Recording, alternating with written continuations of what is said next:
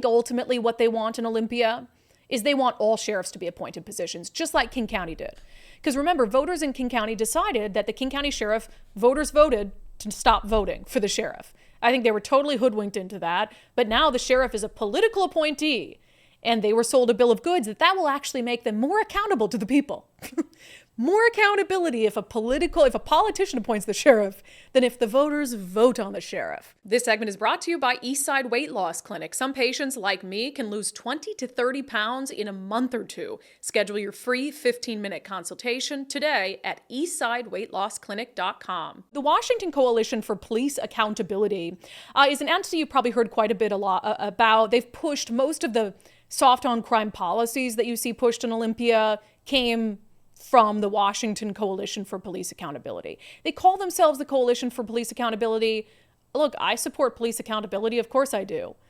It's not about police accountability for them. They just hate the cops. They genuinely hate the police. And so they push all these anti-police policies and they find state lawmakers who are willing to carry the torch for them in the form of some sort of bill. And so then they have these bills that are introduced in Olympia. So they have released their 2025 legislative priorities. Here they are. First, AG investigations and reform. That would be accountability for police and sheriff's department, adding accountability by granting authority to the state attorney general to do investigations of agencies where there's an alleged pattern and practice of violating the civil and constitutional rights of persons. Yeah, that's a really great tool to give the attorney general's office. Totally necessary and absolutely will not be abused for political purposes. And then this one's my favorite, I think. By favorite, I mean the stupidest. Traffic safety for all. Okay, I love traffic safety for all. What are you going to do to improve traffic safety? Crack down on left lane campers? Crack down on DUI drivers? Give police more tools to keep the roadways safe? What is it going to be? Traffic stops are the most common interaction people have with law enforcement. Ending traffic stops for non-moving violations will increase safety for the public and officers. It will also increase equity and is a solution for the disproportionate stops involving Black, Latino, Native American, and Pacific Islander drivers. Yeah, so they want to improve traffic safety for all by completely prohibiting the ability of police to stop people for non-moving violations. Which, as you know, sometimes if you suspect a DUI driver, you might be able to say, well, they got, expired tabs or whatever it is. So I'm going to pull over for that, but I think they're DUI. Nope, no more of that because, at night, the police really know what color the person is behind the wheel of that car. That's going to improve traffic safety for all. Banger of an idea there. Independent prosecution. They say we need an independent prosecutor to make the charging decisions for police use of deadly force. In 2021, the legislature created a statewide office to do criminal investigations into officers' use of deadly force. Where there is a death or serious injury, the caseload from this office needs to be handled by a state independent prosecutor separate from the 39 county prosecutors. Yeah, so handing it over to a state-appointed prosecutor to decide whether to prosecute police officers for uses of deadly force. That absolutely won't be politicized at all. And they absolutely would not put an anti-cop person in that position. No, I'm sure that it'll be a fair-minded individual. And then here's the last one that we're going to discuss today. Sheriffs and police chiefs' eligibility. They said we must modernize and align the laws governing sheriffs, chiefs, and marshals to enhance accountability, public trust, and confidence in law enforcement leadership by clarifying eligibility requirements, certification standards, background check procedures, and the permissible use of volunteers. This legislation aims to promote professionalism, transparency, and consistency in law enforcement practices throughout Washington State. Now, here's what's scary about that. So there are some aspects of that proposal that are sort of mundane, bringing in line for sheriffs and police chiefs who are in most times elected officials. Police chiefs are typically appointed, but making sure that they have passed, some routine background checks, which I think is good for everyone. If you're going to serve, if you're running for governor, if you're running for Senate, if you're running for school board, I think everyone who's running for office should have to go through a formal background check process, the results of which should be posted for voters to consider. I think that's perfectly fine. And yeah, it's perfectly fine for sheriffs and police chiefs, and most sheriffs and police chiefs will agree with that as well. But what this really, and they'll paint it as something totally reasonable. Oh no, all this is reasonable. All of these new requirements we want for sheriffs and police chiefs, totally reasonable. Who would oppose this? But buried in there are some very scary, unreasonable things and what it aims to do. I think ultimately what they want in Olympia is they want all sheriffs to be appointed positions, just like King County did. Because remember, voters in King County decided that the King County sheriff, voters voted to stop voting for the sheriff. I think they were totally hoodwinked into that. But now the sheriff is a political appointee. And they were sold a bill of goods that will actually make them more accountable to the people. More accountability if a politician appoints the sheriff than if the voters vote on the sheriff. So they did that in King County. I really think that's what they want to see statewide. I don't think they want voters electing anyone into a law enforcement capacity. But what this bill in particular is going to do is it's going to try to give more power over who voters in individual counties elect to be sheriff to state appointees. So they haven't dropped the bill on this. They have sponsors for it, but I haven't seen the actual legislation to change these eligibility requirements for sheriffs and police chiefs. However, fear not, because we do have Senate Bill 5905, which is what they tried to do in this regard this past legislative session. So they're probably just going to re-up it. They might make a few changes, but we know what they tried to do last session. It's probably very similar to what they're pushing again this session. And again, some of it has to do with background checks, et cetera, et cetera, et cetera. But there's a few things in there that freak me the hell out. So first of all, they want to expand the power and give more power to the Washington State Criminal Justice Training Commission, which honestly has just been filled with a lot of left-wing people at this point. They want to give them more authority to manage these background checks and to look into other aspects of the background of sheriffs and police chiefs, including an inquiry into whether the applicant has any past or present affiliations with extremist organizations as defined by the commission, and a review of the applicant's social media accounts. Does that sound scary to you? That this commission, full of state appointees, wants power after a sheriff's already elected. Sheriff's already in office, right? But if they get a sheriff like an Adam Fortney, who was the sheriff in Snohomish County, and you remember he was billed by Democrats as an extremist, ties to right-wing extremism. And they did everything they could as Democrats to get him out of office because he was a tough-on-crime sheriff who wasn't going to play their little game of being soft on criminals. So they went after them. I mean, they tried to get him out of office via recall. When that didn't work, they Democrats supported someone to challenge him, told all these lies about ties to right-wing extremism because they don't want tough-on-crime sheriffs. So think about that. So let's say you get someone like Adam Fortney elected. That's what this is. I really think that's what this is for. People like Adam Fortney that are going to be tough on crime. Then you could have the Washington State Criminal Justice Training Commission that after he's elected runs all the background checks on it, right? But as part of the background checks, not just criminal stuff, which you would think would come out ahead of an election, right? But they're also going to do inquiries into whether he has any past or present affiliations with extremist organizations as defined by the commission, which is a bunch of left-wing state appointees. You really think that they're going to have a fair application of what constitutes an extremist organization? Or what constitutes past or present affiliation? I mean, I have pictures probably. People come up and take pictures of me all the time. I don't ask who they are. I don't ask them before we take a picture. Have you had any past or present affiliation with an extremist organization? No, I just say, hey, yeah, happy to take a picture. So what if you're a sheriff and you do that? And then they're like, look at him. He's got a picture with someone who's like a member of the Proud Boys. So again, you see how scary this is, and also a review of the applicant's social media accounts. Again, if you're looking at that through a biased lens, you could find all sorts of stuff. Trump posts. Oh, he supports Donald Trump. And then they'll determine if a sheriff that's already been elected, quote, jeopardizes public trust or confidence in the law enforcement profession, and it gives them more power to remove them from their position that they were duly elected to. That's terrifying stuff. So they couch that stuff in all these mundane speak. Like, oh no, we're just bringing parity to, background checks. Like, don't you want the backgrounds checked on sheriffs and police chiefs and to know that they're not extremists or whatever it is?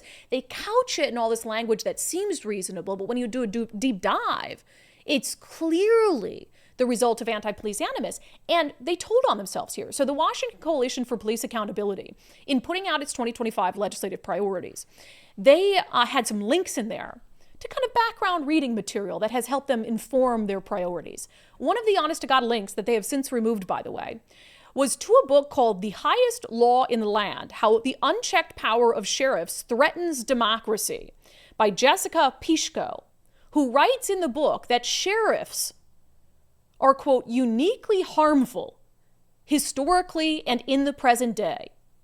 She went on to write, I'm of the opinion that policing in this country ought to be reevaluated and indeed reduced as much as possible. Eliminating the sheriff's office is not a difficult call at all.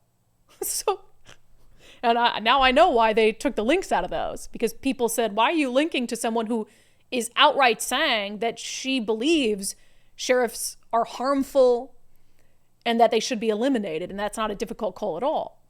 So you're being informed by this anti-cop book to come up with your 2025 legislative agenda, including putting more oversight on duly elected sheriffs, and we're to believe that that is not about anti-police animus, and that you should be trusted, that a state commission of political appointees should be trusted with fairly and accurately evaluating the sheriffs that voters choose in their individual counties? Yeah, give me a break. So the Washington State Sheriff's Association put out a lengthy statement on this, and it boils down to this. They said the Coalition for Police Accountability's proposal opens the possibility of a political chokehold over counties' electoral choices and gives state appointees the power to silence the voice of voters. And that really is what this is about. It should not be up to state appointees to decide at the county level whether a sheriff has jeopardized public trust or confidence in the law enforcement profession, especially when the jobs of law enforcement have been so unfairly politicized by politicians in Olympia. So Kittitas County Sheriff Clay Myers, he is with the Washington State Sheriff's Association, and he feels very strongly about some of these changes. We talked about it a little bit. The Criminal Justice Training Commission or its panels should not be empowered to remove a sheriff from office. And that's what this proposed legislation would do. And there's two elements of it that we're concerned about because both are subjective. One of them is, as you described. The second one is or has been associated with an extremist group. Okay. An extremist group, depending on who you talk to, very subjective. And what does associated mean? Yeah. In other words, we've seen over the last, gosh, I guess going back to really the Black Lives Matter movement, a photograph of this particular person in college, standing next to this particular group. And so if a sheriff who was asked to speak, to an organization to clarify their roles could be construed as, well, you were associated with this extremist group. And what's an extremist group today as opposed to 20 years ago? Or 2 years from now, what's an extremist group going to be? So it's just that subjective nature where this panel could, based on what's happening right now, decide, well, subjectively, we think you shouldn't be sheriff, so we're going to pull your peace officer certification and kick you out of office. It's really wild because, I mean, we know the concern, obviously, from my perspective, is the job of law enforcement has been so politicized, and I believe unfairly so, in a way that I can't imagine them being able to make these decisions in a way that's not political. But, what you bring up about the tie to, an extremist group, I mean, federally, there are organizations that call like Moms for Liberty an extremist group, and so, but also, is it applied fairly? Because I would say there's a lot of extremists, more extremists on the left in our state than on the right. I mean, you look at Antifa and related organizations, rioters that have destroyed cities tied to BLM. So if they have a tie to BLM, is that an extremist group? I mean, I don't know. I would imagine they would say no. So you're right. There's a lot of room for discretion. I guess when I see this, I just see it as a path to making the job of sheriff appointed across the state. Do you see that as the direction they're going, like they did in King County? Well, that's certainly one solution. What I see is that, and again, I think that there is room for improvement. I think that there is room to establish qualifications. Uh, this just isn't the right path. This anything that takes the power of the voters away and hands it to the state, I think is generally the wrong direction. And that's literally what this does. The sheriff, the office of sheriff, is a reflection of that community. They decide the law enforcement philosophy that they want in their community. We're all charged with supporting the law, and sometimes the law, it can be very challenging, and that's one of the big questions that gets asked is will you enforce unconstitutional laws? No. But at the same time, the Constitution, in the separation of powers, tells us who gets to decide if a law is unconstitutional. It's the judicial branch. That's their role. It's not the executive branch. And so, to get a clearer picture, the voters should decide who they elect, and they should decide who they unelect. Not a panel, not a group appointed by the state. You're not supposed to control sheriffs through the legislature, right? Yeah. That's the legislative branch, and we're the executive branch, and we are supposed to do our own jobs. And if we don't do our jobs properly, then the voters deal with us. And Washington voters have shown time and time again, they know how to deal with this if we're not doing our job. This particular coalition subscribes to a very, very anti-sheriff, anti-law enforcement philosophy. Now, it was brought to my attention that first thing this morning, they took down those links and severed any connection with some of those authors, if you will. But sheriffs also aren't, are there some sheriffs out there that fit that mold? Yes. Washington sheriffs don't. We're not the extremist, white supremacist, law enforcement that they're trying to paint us to be.